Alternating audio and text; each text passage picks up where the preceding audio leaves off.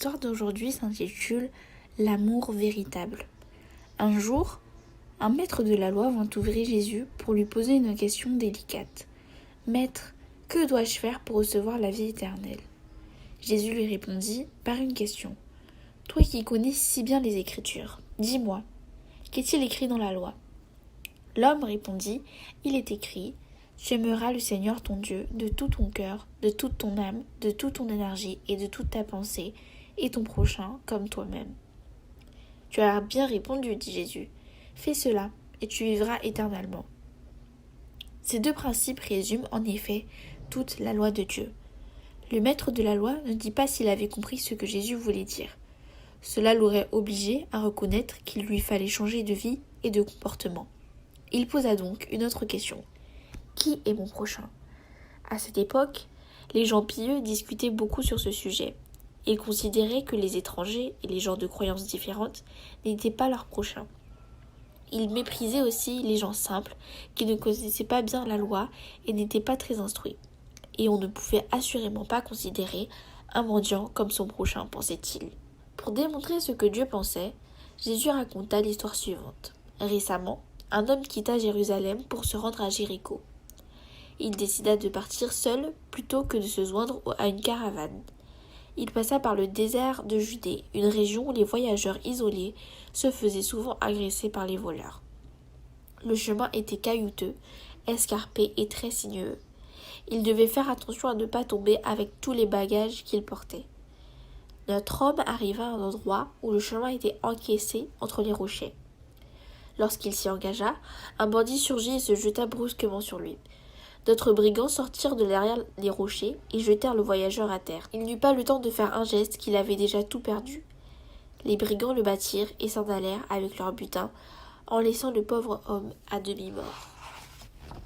Quelques instants plus tard, un prêtre qui venait de finir son temps de service dans le temple de Jérusalem passa sur cette route. Lorsqu'il vit le blessé allongé au bord du chemin, il hésita un instant. Fallait-il l'aider ? Il n'avait pas assez de force pour porter un homme à lui seul. Peut-être aussi était-ce un étranger. Il ne valait pas la peine qu'on s'occupe de lui. Il décida donc de ne rien faire. Il passa de l'autre côté de la route et s'éloigna. Peu de temps après, un serviteur du temple arriva à cet endroit. Lorsqu'il vit l'homme allongé sur le sol sans connaissance, il jeta des grands regards furtifs autour de lui. Il s'agissait peut-être d'un piège. Peut-être que les brigands les pillaient et attendaient de pouvoir se jeter sur lui. Et il ne connaissait pas cet homme, il n'était pas juif. Pourtant, devrait-il lui venir en aide ? D'ailleurs, comment faire ? Il n'avait rien pour le soigner. De plus, il était déjà tard et il fallait qu'il se dépêche s'il voulait rentrer à Jéricho avant la tombée de la nuit. Un Samaritain arriva ensuite près du blessé. Les Samaritains étaient depuis longtemps haïs et méprisés par les Juifs. Sans hésiter, le Samaritain s'arrêta et descendit de son âne, car il fut saisi de pitié à la vue de cet homme blessé. Il sentait qu'il fallait lui venir en aide, sinon il risquerait de mourir. Il alla chercher de l'huile et du vin dans ses bagages. Il lava les blessures de l'homme avec du vin, y mit un peu d'huile, puis les banda avec des pansements propres. Il plaça ensuite le blessé sur sa monture et resta à côté de lui pour le soutenir. Il le mena dans une auberge et lui loua une chambre. Toute la nuit, il s'occupa de cet homme avec beaucoup de dévouement.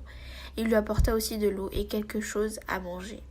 Le lendemain matin, le Samaritain qui devait poursuivre sa route dit à l'aubergiste avant de partir. « Je ne peux pas rester plus longtemps, mais cet homme n'est pas en état de voyager. Prends soin de lui, je te laisse 2 pièces d'argent. C'est le salaire d'un ouvrier pour 2 jours de travail. Lorsque je repasserai par ici, je te paierai moi-même ce que tu auras dépensé en plus pour lui. » Jésus se tourna alors vers le maître de la loi et dit « Qu'en penses-tu ? Lequel de ces 3 hommes a agi comme un frère envers le blessé ?» Le maître de la loi répondit « C'est simple. Celui qui a eu pitié de lui et l'a soigné, c'est lui qui a bien agi. » Exactement. Tu sais maintenant qui est ton prochain. C'est toute personne que tu rencontres et qui a besoin de ton aide, dit Jésus. Le Samaritain a bien agi, va et fais de même. C'est une leçon importante de Jésus. Un enfant de Dieu doit être plein de compassion et toujours disposé à aider ceux qui en ont besoin, quelle que soit la couleur de leur peau, leur nationalité, qu'ils soient riches ou pauvres. De plus, celui qui aide une personne de façon désintéressée se sentira en paix et le cœur léger. N'oubliez pas la leçon à retenir de cette histoire et je vous dis à bientôt pour une prochaine histoire. On me dit